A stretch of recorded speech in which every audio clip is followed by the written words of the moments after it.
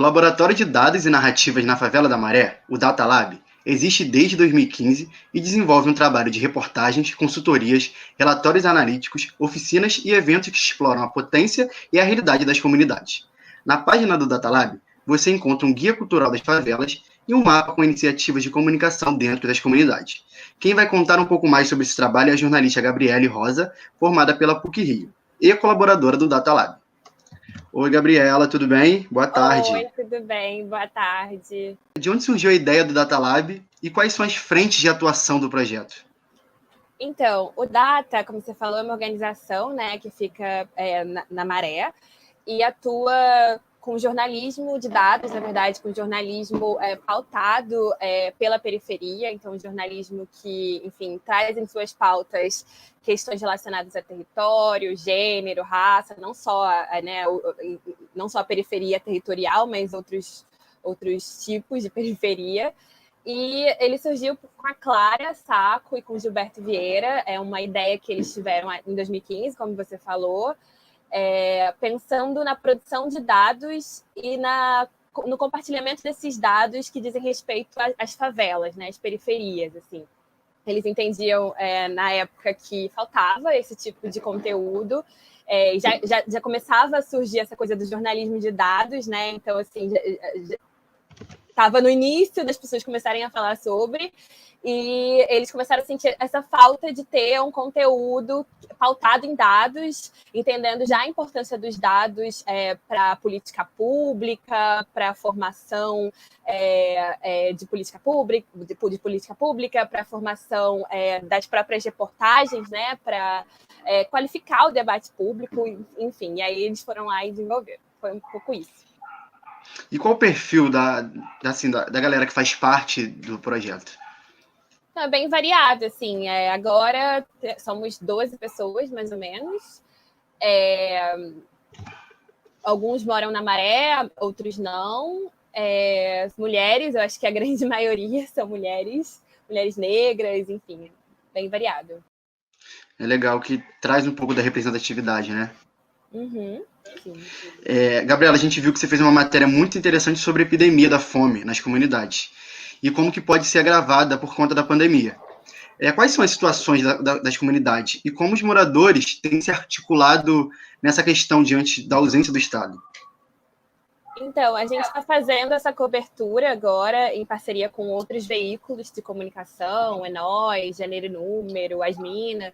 E aí o que a gente está fazendo, né, são reportagens que têm recorte em território, gênero e raça com esses veículos. Aí uma dessas reportagens que você falou, a Epidemia da Fome, a gente contou um pouco de como está a situação das favelas no Rio, especificamente. A gente conversou com organizações, ONGs, coletivos que estão, né, na linha de frente na atuação do combate à fome e à insegurança alimentar nesse momento da pandemia.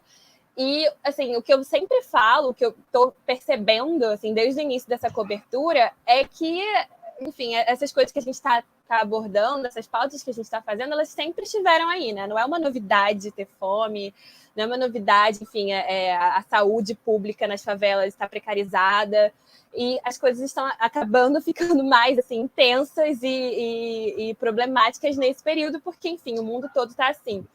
Então, acho que as pautas que a gente fez até agora me mostrou muito isso, e essa principalmente, né? Eu conversei com uma professora, por exemplo, aí ela me contou de várias pesquisas que já indicavam que o estado do Rio já passava, né, por um aumento de insegurança alimentar muito grande, assim.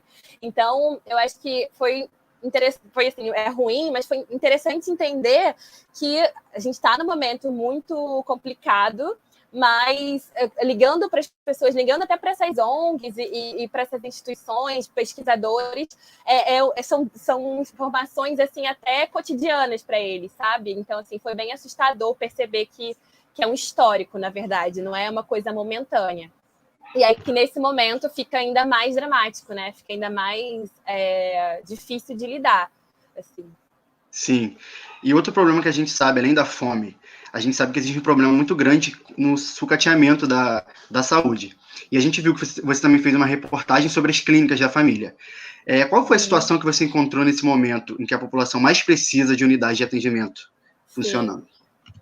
Então, essa pauta, ela começou, a ideia, né, inicialmente partiu daquela fala do ex-ministro da Saúde agora, que ele falou que os agentes de saúde sabiam dos telefones dos moradores de favela, as clínicas, e falando da importância do trabalho das clínicas da família nesse momento, né, que assim, é super importante. As clínicas da família, na verdade, a saúde primária, né, ela está no Brasil inteiro, em vários territórios, sobretudo os territórios periféricos, assim. Então, é um trabalho realmente muito importante. Mas quem acompanha o noticiário no Rio, ano passado, esse ano, mas ano passado também, enfim, acho que desde 2016, vem vendo que a saúde pública, principalmente a saúde primária, ela é super precarizada, assim, vem sendo cada vez mais precarizada. Isso a gente vê no RJTV, via, né?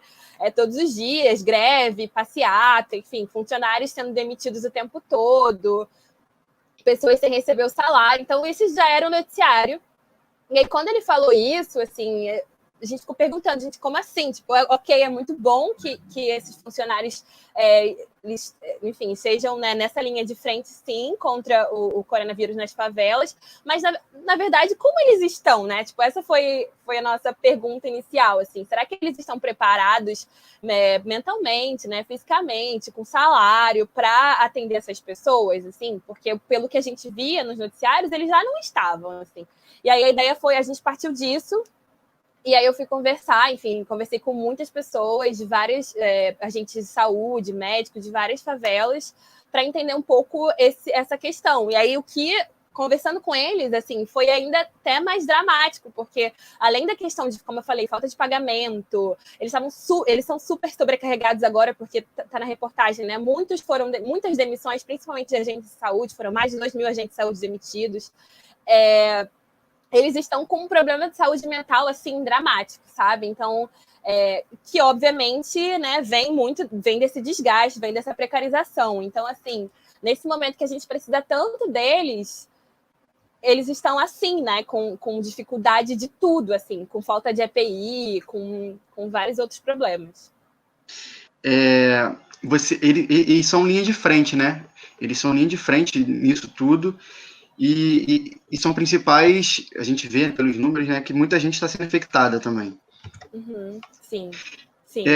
Gabriele, existe alguma medida de contenção da pandemia funcionando efetivamente nas favelas do Rio? Os moradores têm a noção exata do impacto do corona?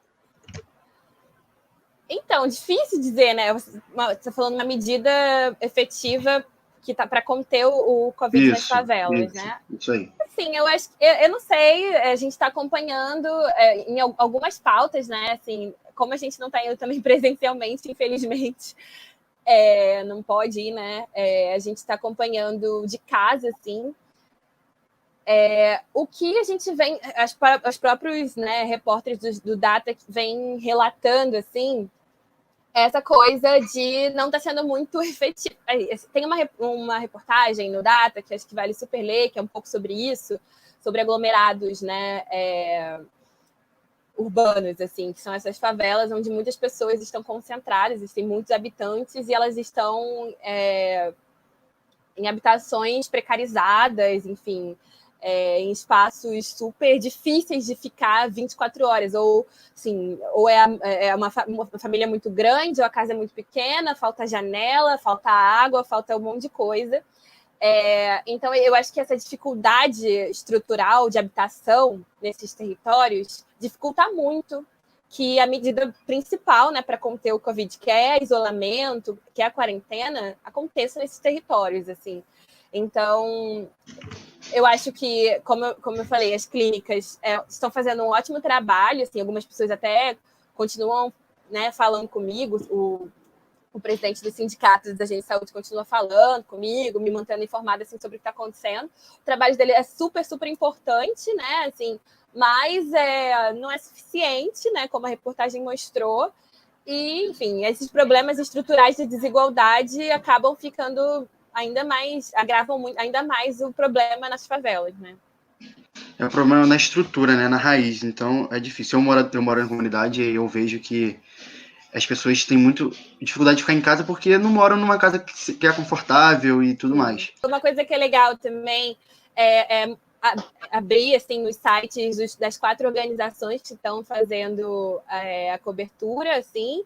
Eu acho que a cobertura, assim, estou vendo algumas coisas do que a mídia tradicional está fazendo, está muito legal também. Eu acho que os jornalistas em geral, né, assim, estão fazendo um trabalho super, super importante nesse momento, assim, cada vez que dá aquele orgulho, né, no meio de tanta coisa acontecendo. Mas é importante também acompanhar o trabalho do jornalismo independente, assim, tem muita gente produzindo coisas muito legais, e muito importante também, porque é isso, não dá para a mídia tradicional não consegue cobrir tudo, não consegue olhar, não tem o mesmo olhar que a gente tem, né, para as nossas questões. Então, assim, vale muito a pena abrir esses sites, Nós, o Data, as Minas, Gênero e Número, todos esses para entender, para ouvir outras vozes, enfim, entender de outras questões que estão relacionadas ao coronavírus. É isso. É isso, Gabriele. Gente, aproveitem, né, as dicas da Gabriele, entrem aí.